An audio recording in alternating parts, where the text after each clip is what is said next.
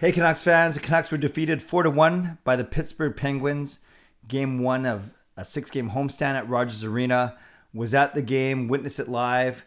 Before I get into what I liked, what I didn't like, and one other thing, I want to give shout outs to two people. First one is my YouTube consultant, James Tao. I took James to the game. We had a great time. He treated me to a carved sandwich, and we had a great discussion, including some YouTube discussion and some strategy that I'm going to try and implement on this channel. So great to catch up with James. And also, I met for the first time a Hero member, Andrew Chang, and Andrew surprised me with a second carved sandwich. So I split that one with James. I can't eat two carved sandwiches, but I had one and a half.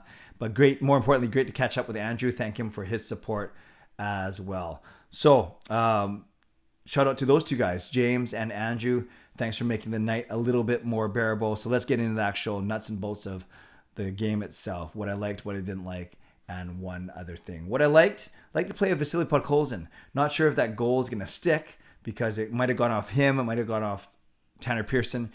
But goal or not, Podkolzin had a decent game, especially in the first two periods, was assertive with the puck, making plays. I remember him setting up PD once for a good scoring chance and another player, I can't remember who. So he was noticeable when he was on the ice. Only had 13 minutes of ice time, and his stat line isn't great. It's, one goal plus one, two shots on goal, but no hits, no blocks. But still, I thought he was quite noticeable when he was on the ice.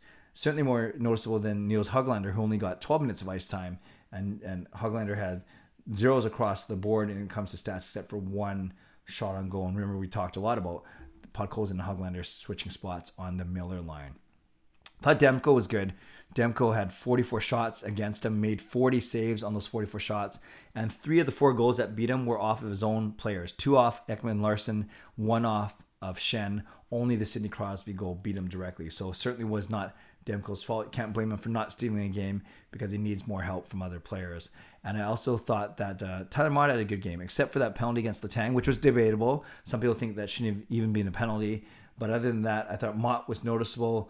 1 shot on goal, 1 hit, 2 takeaways, and playing almost 4 minutes of shorthanded time. So those were the 3 things that I like, along with the multiple carved sandwiches and my time with James and with Andrew were Podkolzin, Demko, and Mott.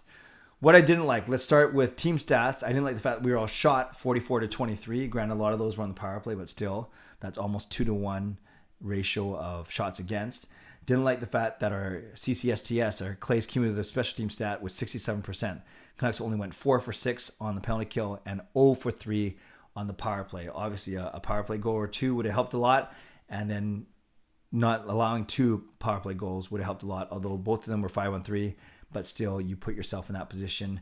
That's another thing I didn't like, is I didn't like the penalties that the Canucks took. JT Miller took one, came out of the box, did not go to the bench, and then took another one on the same shift. So after he got out of the box, so he had consecutive penalties. And speaking of consecutive penalties, obviously you had those ones at the end of the second period, where first it was Tyler Myers closing his hand on the puck. I know they were besieged under pressure for about a minute before that. He was tired, but still, you got to make a bit smarter play than that.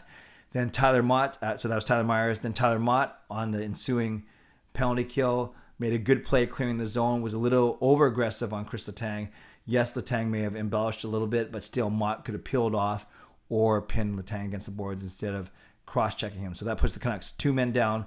And then right after that, Tucker Pullman panics, as he often does, and he put the puck over the glass, and that was basically the game right there. That was 3 consecutive minor penalties, and Pittsburgh scored on 2 of those 5-on-3s that were in there. So tough that way. Canucks also took 24 penalty minutes. 10 of them were Connor Garland's misconduct, which is another thing I didn't like. I didn't like the fact that what Connor Garland did, because I don't know what he did. Some are saying he slammed his stick or slammed the boards, who knows. But I don't like the fact that the refs gave that to him. Now, I admit, I don't know what happened for sure. Maybe he deserved it, but I doubt it. Garland doesn't seem like a misconduct kind of guy. And I think at that time, that's the refs piling on a little bit. I would never blame the refs. I never blame the refs for a loss.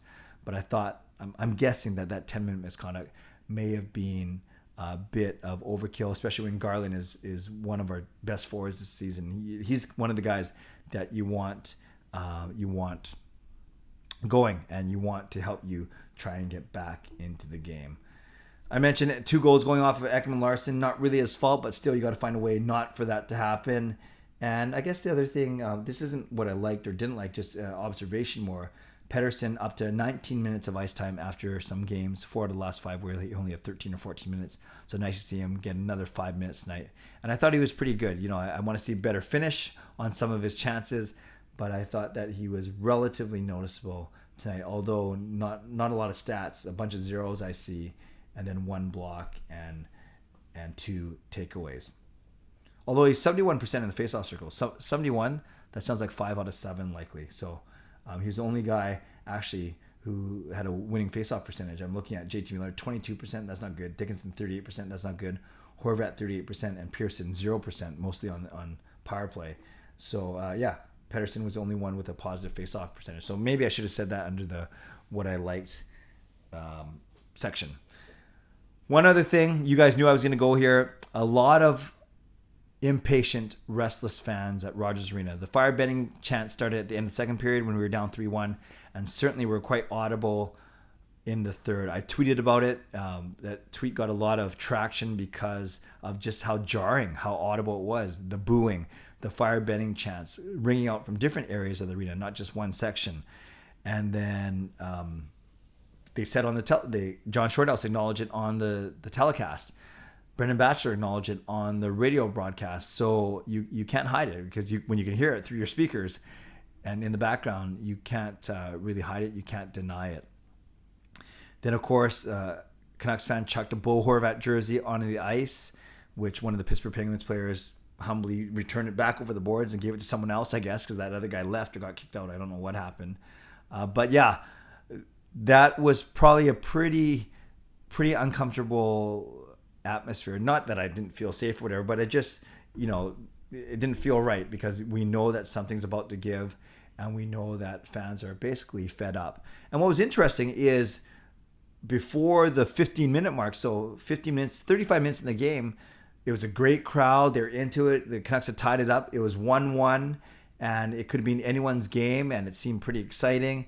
And then those penalties take place. We're down 3-1, and then the third period was just a lot of restlessness in the crowd overall. So in a span of a couple minutes, the crowd went from really excited and really into it to very restless is the word that I would use, and very vocal as well.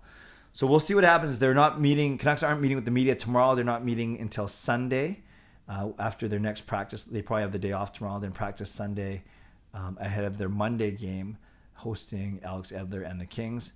So we will see. We'll see what happens. Did I? Yeah. I think that's enough said for now. I don't want to get into too much whether I agree or disagree with the fans. I'll have more to say about this in my Ask Me Anything vlog tomorrow.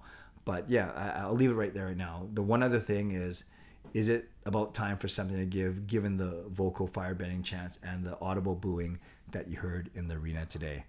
Let me know what you liked, what you didn't like. And one other thing, remember, at the end of every month, I do a draw for anyone who puts their comments in that form of what you like, what you didn't like. One other thing, leave them in my comment section down below. I read them all. Even if I don't get a chance to reply to them all, I certainly read them all, and I appreciate you taking the time to do so. So if you saw the game or you're at the game, what did you like? What didn't you like? And tell me one other thing. Shout out to my hero members, nucksfan number 29, Justin Credible, Lucas Gates, and Andrew Chang. Hall of Fame members, Jens95, Sim Alexander, Chris Seifert, Adam Broomfield, Shannon Hollingworth, Carol Bovenlander, and HSM Fangirl Gaming. Thanks for your support as always. And thanks to the support of all members of all levels. You are listed in my video descriptions. If you want to become a member of the CCC Crew, press the join button underneath this during my videos, or the memberships tab on my YouTube channel. Subscribe if you'd like to. Like this video if you'd like to. Become a member of this channel if you'd like to. Leave a comment down below if you'd like to. Don't forget, tomorrow is Sunday, so it's my Ask Me Anything vlog. Tomorrow night, 10 p.m. live stream. Make sure you join me, as you have a chance to win Canucks Bruins tickets for this Wednesday, but you have to be on the live stream to win those tickets. In the meantime, whether you're watching this late Saturday night or early Sunday morning, thanks for watching. Stay safe, stay healthy, take care of yourselves, and take care of each other. Have a great night or great morning whenever you're watching this. God bless, and go Canucks go.